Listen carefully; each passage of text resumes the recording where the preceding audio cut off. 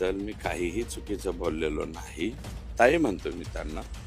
काही चुकीचं बोललो नाही आणि लोकशाही आहे. बाबासाहेब आंबेडकरांनी जे संविधान आणि जे राज्य आम्हाला दिलंय, राज्यघटना दिलंय, त्याच्यामध्ये अभिव्यक्ती स्वातंत्र्य आहे.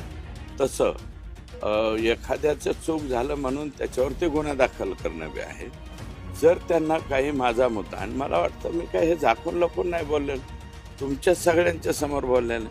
माझी प्रेस त्यांना म्हणा आणखी एकदा बघा आणि मग त्याच्यावर फक्त हे काय आहे, कशासाठी मला माहिती आहे, कोणी त्यांना प्रेस घ्यायला लावलेली आहे, काय लावलेली आहे.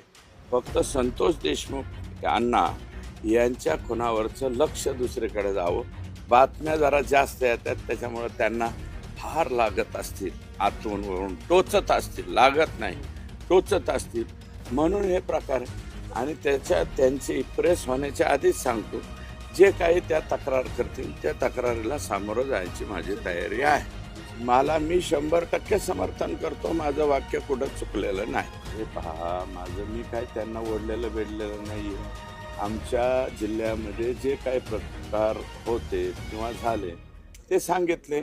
एवढ्या मोठ्या अभिनेत्री येतात, रश्मिका मंदाना येतात, तसं प्राजक्ता ताई येतात, आणखी कोणी मोठ्याल्या ज्या म्हणजे सेलिब्रिटीज आहेत ते अनेक इथं आलेले आहेत. अक्षय कुमारसुद्धा इथं आलेले.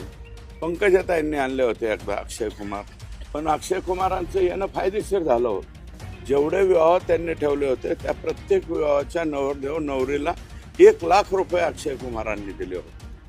तिथे पाहिजे. मग तुम्ही आणा ना असे. आणि आम्ही आजही ठाम आहे, उद्याही ठाम राहील आणि परवाही ठाम राहील की ज्या ठिकाणी